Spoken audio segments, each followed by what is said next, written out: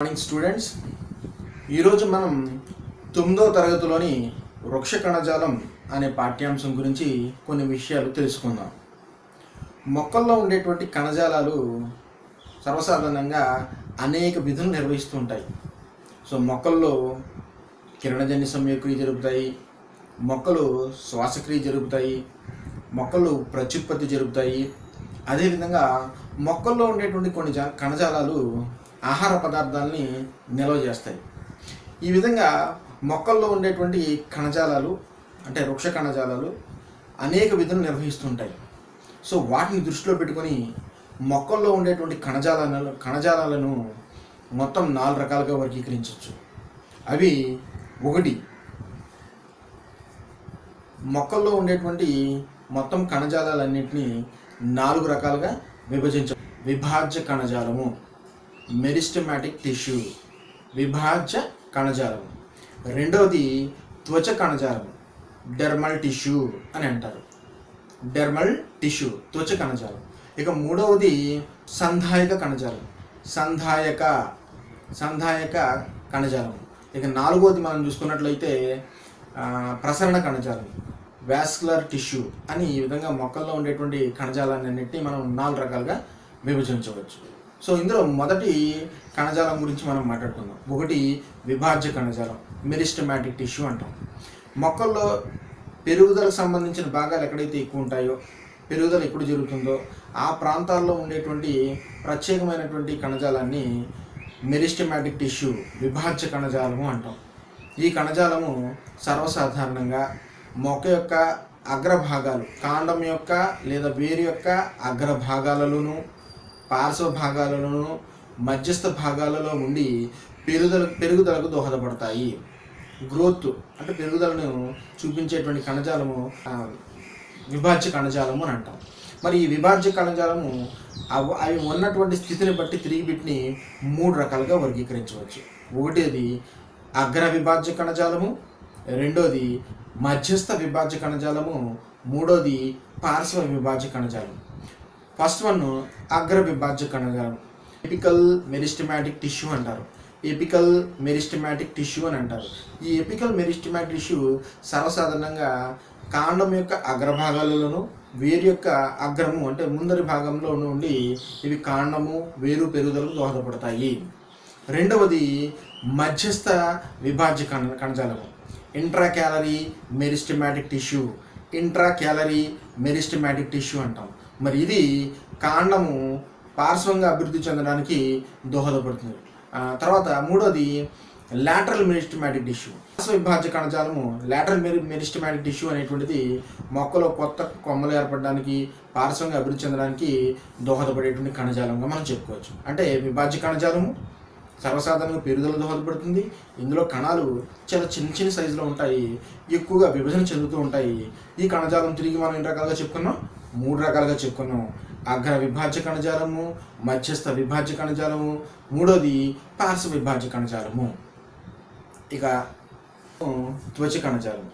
వృక్షం యొక్క మొత్తం శరీరం అంతా బయట వైపు భాగంలో ఆవరించి ఉండేటువంటి కణజాలాన్ని త్వచ కణజాలము అంటాం. మరి ఈ త్వచ కణజాలం చూసుకున్నట్లయితే వృక్షానికి రక్షణ కల్పించేటువంటి కణజాలం. మరి ఈ త్వచ కణజాలంలో సర్వసాధారణంగా మనం చూసుకున్నట్లయితే ఒక తమలపాకును తీసుకొని దాన్ని సూక్ష్మదర్శనంలో పరిశీలించినప్పుడు వృక్ష కణజాలం మనకి కొన్ని పొరలు కనబడతాయి. బాహ్య పొర, మధ్య పొర, అంతర పొరలు అని కనబడతాయి. సో వీటితో పాటు బాహ్య పొరలో మనకు కనిపించేటువంటి ప్రత్యేకమైనటువంటి నిర్మాణాలు ఏంటంటే పత్రరంధ్రాలు, వీటిని స్టోమేటా అంటాం. పత్రములో త్వచ కణజాలంలో కనిపించేటువంటి ప్రత్యేకమైన నిర్మాణాలు ఏంటంటే పత్రరంధ్రాలు, స్టోమేటా. సో ఇవి 2 గాడ్ సెల్స్ అంటే రక్షక కణాలచే ఆవరించబడి ఉండి చిన్న రంధ్రం అంటే పత్రరంధ్రం స్టోమేటా ఉండి ఇది వాయువుల వినిమయానికి దోహదపడుతుంది. అంటే exchange of gases takes place through the stomata అని అంటారన్నమాట. సో నెక్స్ట్ వన్, వీటితో పాటు కాండంలో కూడా కొన్ని కాండాల్లో ఇలాంటి రంధ్రాలు మనకు కనబడతాయి. కాండంలో ఉండేటువంటి ఈ రంధ్రాలని లెంటిసెల్స్ అని అంటాం.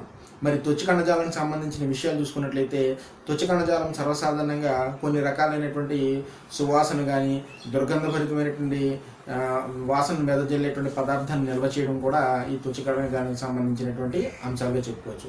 మరి ముదిరిన వృక్షాల్లోనూ వాటి యొక్క కాండాల్లో మనకు త్వచ కణజాలము అనేక పొరలుగా ఏర్పడి ఒక నిర్జీవ కణజాలంతో బెరడు అనే నిర్మాణాన్ని ఏర్పరుస్తుంది.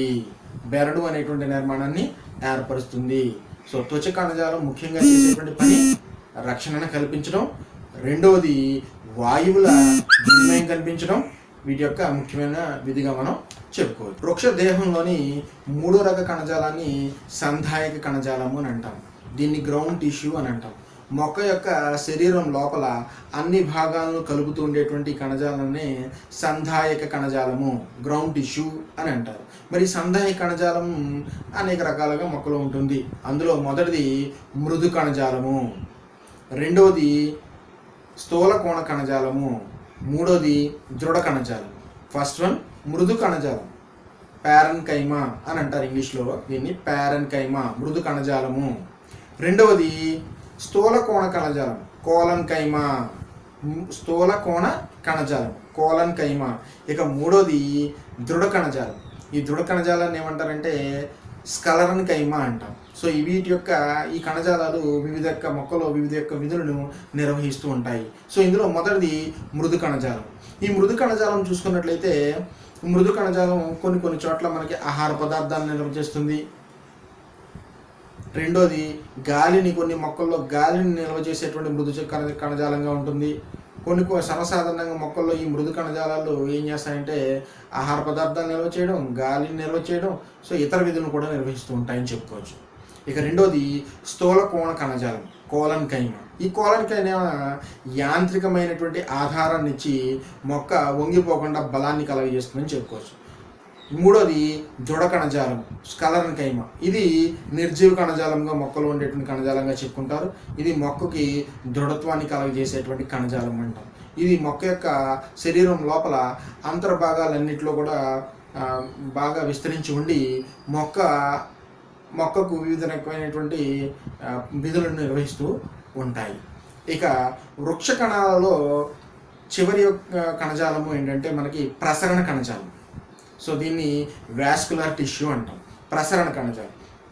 మరి యొక్క ప్రసరణ కణజాలంలో ముఖ్యంగా 2 రకాలైనటువంటి కణజాలాలు ఉంటాయి. ఒకటి పోషక కణజాలము, రెండోది దారు కణజాలము. సో పోషక కణజాలము మరియు దారు కణజాలము రెండింటిని కలిపి మనం వాస్కులర్ బ్రాండల్, ప్రసరణ స్తంభము అని అంటారు. ఇలాంటి ప్రసరణ స్తంభం కలిగినటువంటి కణజాలాన్ని ప్రసరణ కణజాలము అని అంటారు. ఇది ఆహార పదార్థాలను నీటి యొక్క సరఫరాలో మొక్కలో ఉపయోగపడేటువంటి కణజాలంగా చెప్పుకోవచ్చు. సో ఈ ప్రసరణ కణజాలంలో మొదటిది పోషక కణజాలం, ప్లోయం అని అంటాం. ఈ పోషక కణజాలం ముఖ్యంగా మొక్కలో ఉండేటువంటి ఆకులలో ఆహార పదార్థం తయారవుతుంది. కిరణజన్య సంయోగ క్రియ జరగడం వల్ల అక్కడ తయారైనటువంటి ఆహార పదార్థాలు మొక్కలో ఉండేటువంటి వివిధ భాగాలన్నింటినీ సరఫరా చేయడానికి దోహదపడేటువంటి కణజాలము పోషక కణజాలంగా అని చెప్పుకుంటాం.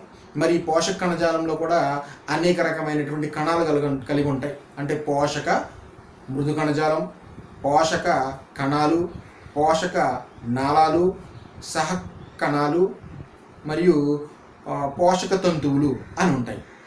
అదేవిధంగా మన దారు కణజాలం చూసుకున్నట్లయితే మరి దారు కణజాలం చేసేటువంటి ముఖ్యమైనటువంటి విధి ఏంటంటే మూలకేశం నుండి, అంటే మొక్కలో ఉండేటువంటి మూలకేశం త్వచ కణాల ద్వారా సేకరించబడినటువంటి నీటిని నేల నుండి మొక్కలో ఉండేటువంటి వివిధ భాగాలకు సరఫరా చేసేటువంటి కణజాలం ఏంటంటే దారు కణజాలం అని చెప్పుకుంటాం. దారు కణజాలం నీటి సరఫరాను చేస్తే పోషక కణజాలం ఆహార సరఫరాను చేస్తుంది అని చెప్పుకుంటాం. మరి దారు కణజాలంలో కూడా అనేక రకమైనటువంటి కణాలు కలుగు. దారు కణాలు, దారు నాళాలు, దారు తంతువులు, దారు మృదు కణజాలం అని మనం చెప్పుకుంటాం. సో ఈ మొక్కల్లో ఉండేటువంటి వివిధ కణాల గురించి మొట్టమొదటిగా అధ్యయనం చేయడానికి ప్రయత్నం చేసినటువంటి వ్యక్తి మనకి నెహెమియా గ్రూ అనాటమీ ఆఫ్ ప్లాంట్స్ అనే గ్రంథంలో మొక్కలో ముఖ్యంగా 2 భాగాలుగా అతను మొత్తం కణజాలాన్ని 2 రకాలుగా వర్గీకరించడం జరిగింది. గట్టి భాగంగాను, తర్వాత మెత్తగా ఉండేటువంటి భాగంగాను అతను చెప్పడం జరిగింది.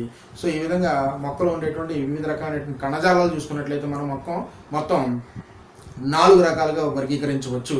సో అవి ఏంటంటే, ఒకటి విభాజ్య కణజాలము, మెరిస్టమాటిక్ టిష్యూ. మరి రెండోది త్వచ కణజాలము, డెర్మల్ టిష్యూ. మూడోది గ్రౌండ్ టిష్యూ, సంధాయ కణజాలము. నాలుగోది ప్రసరణ కణజాలము అని ఈ విధంగా మొక్కలో ఉండేటువంటి మన కణజాలాన్ని మొత్తాన్ని 4 రకాలుగా వర్గీకరించవచ్చు. So thank you very much.